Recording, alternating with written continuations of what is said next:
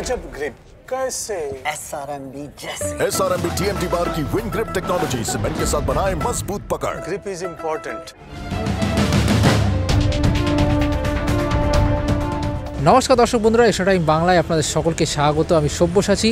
এই মুহূর্তে রয়েছি মোহনবাগান মাঠে এবং কিছুক্ষণ আগেই শেষ হয়ে গেল মোহনবাগান সুপার জায়ান্টের অনুশীলন। দুদিনের ছুটি কাটিয়ে চেন্নাই ম্যাচের পর কিন্তু আবারও মোহনবাগান তারা অনুশীলনে নামলো এবং আজকে মোহনবাগানের অনুশীলন দেখতে অনেক ক্ষুদে সমর্থক তারা উপস্থিত হয়েছিলেন এবং তাদেরকে গ্যালারিতে বসিয়ে অনুশীলন দেখানোর সুযোগ করে দিয়েছে মোহনবাগান সুপার জায়ান্ট ম্যানেজমেন্ট। সেটা অবশ্যই একটা কুর্নিশযোগ্য বিষয়।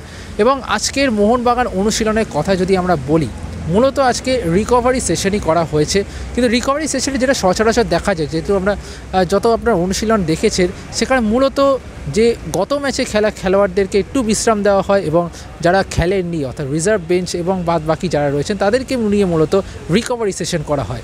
কিন্তু আজকের রিকভারি সেশনটা কিন্তু পুরো দলটাকে নিয়েই হয়েছে, অর্থাৎ যারা ফার্স্ট 11 ছিলেন, যারা রিজার্ভ ছিলেন, যারা খেলেননি সবাইকেই কিন্তু same load of amount pressure কিন্তু দেওয়া হয়েছে এবং তারা পুরোপুরি একইভাবে কিন্তু অনুশীলন করেছেন। আজকের রিকভারি সেশনে মূলত জিমে বেশিরভাগ সময়টা কাটানো হয়েছে, তারপর এসে ফিজিক্যাল ট্রেনিং হয়েছে এবং নিজেদের মধ্যে ছোটো ছোটো পাসিং হয়েছে, দু দলে ভাগ করে একটু ফুটবল খেলা হয়েছে, এটুকুই অনুশীলন হয়েছে। তবে আজকে কিন্তু বেশ অনেকক্ষণই অনুশীলন হয়েছে, 5টা থেকে শুরু করে 7টা অবধি 2 ঘন্টার অনুশীলন হয়েছে। তার আগে কিন্তু 30 মিনিটের একটা ক্লাস হয়েছে, যেখানে Mohun Bagan head coach Jose Molina এবং তার ভিডিও অ্যানালিস্ট এরা দুজন কিন্তু নিয়ে একটা ভিডিও ক্লাস করেছেন ফুটবলারদের ড্রেসিং রুমে এবং তারপরই তারা অনুশীলনে নেমেছে। এবং যেটা সবথেকে বড় প্রশ্ন হলো শুভাশিস বসু এবং আলবার্টো রড্রিগেস এরা কিন্তু নেই নর্থ ইস্ট ইউনাইটেড ম্যাচে। আগামী নর্থ ইস্ট ইউনাইটেড ম্যাচ যেটা গুয়াহাটিতে খেলা হবে, সুতরাং এই ম্যাচটাকে নিয়ে কতটা ফোকাসড মোহনবাগান সেটা তো সবাই জানে, কারণ লিগ টপে তারা রয়েছে। বেঙ্গালুরুর বিরুদ্ধে একটা যে লড়াইটা চলছে সেখানে আপাতত অ্যাডভান্টেজ মোহনবাগান, সুতরাং কোনো ম্যাচ কিন্তু তারা হাতছাড়া করতে চাইবে না। এবং সেই জায়গায় দাঁড়িয়ে ডিফেন্সে এই দুই স্তম্ভ অর্থাৎ শুভাশিস বসু এবং আলবার্টো রড্রিগেস তারা না থাকায় কতটা প্রভাব পড়ে মোহনবাগানে সেটা কিন্তু একটা অবশ্যই বড় চিন্তার বিষয়। এবং তাদের পরিবর্তন খোঁজা ইতিমধ্যেই শুরু করেছেন মলিনা, যেটা প্রেস কনফারেন্সেও জানিয়েছিলেন যে তিনি কিন্তু পরিবর্তন খুঁজছেন এবং সেটা এখন দেখা যায় দীপেন্দুকে কি মাঝখানে আনা হবে নাকি সাইডে আমরা আশিক কুরুনিয়ানকে দেখতে পাবো, আমানদীপ বা সৌরভ ভানওয়ালা রয়েছে তাদের কি দেখতে পাবো সেটা আপাতত বোঝা যাবে। তো আজকে কিন্তু কম্বিনেশন প্লে নিয়ে কিন্তু কোনো রকম অনুশীলন হয়নি, মূলত জাস্ট আজকে রিকভারি সেশনই করা হয়েছে, হালকা একটু ছোটো ফুটবল খেলা হয়েছে এবং যেখানে দেখা যাচ্ছে যে ফুটবল খেলা হয়েছে দুটো দলে ভাগ করে সেখানে কিন্তু আশিক কুরুনিয়ানকে আজকে কিন্তু একটা সাইড ব্যাক পজিশন দেখা গেল, আমানদীপকে একটা সাইড ব্যাক পজিশনে দেখা গেল। সুতরাং অপশানস কিন্তু তৈরি রাখছেন হোসে মলিনা। এবং আজকের অনুশীলনে কিন্তু অনুপস্থিত ছিলেন মিডফিল্ডার দীপক টাংরি, যেটা জানা যাচ্ছে যে তিনি ব্যক্তিগত কারণের জন্য আজকের দিনটা ছুটি চেয়েছেন, সেই কারণে আজকে দিন অনুশীলনে আসেনি। তবে চোট আঘাতের কোনো সমস্যা নেই।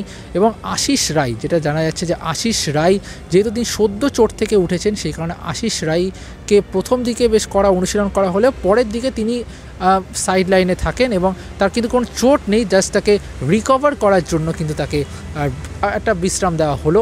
তবে যেহেতু দুই সাইড ব্যাকের মধ্যে একটা গুরুত্বপূর্ণ সাইড ব্যাক অর্থাৎ শুভাশিস বসু নেই, সেক্ষেত্রে কিন্তু আশিস রায়কেই প্রথম থেকে খেলানোর ভাবনায় কোচ হোসে মলিনা এবং সেই কারণে আশিসের চোটটা যাতে বেশি গুরুতর না হয় তার জন্য কিন্তু তাকে ধীরে ধীরে তৈরি করার চেষ্টা করছেন হোসে মলিনা।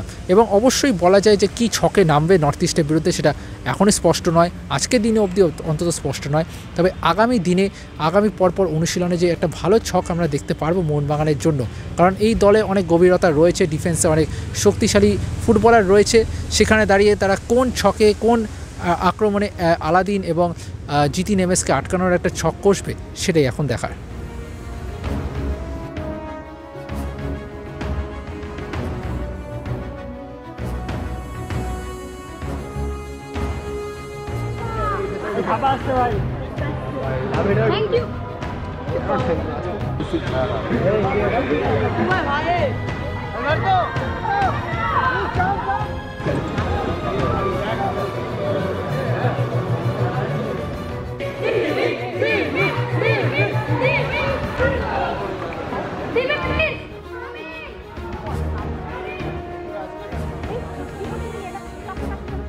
Extra time.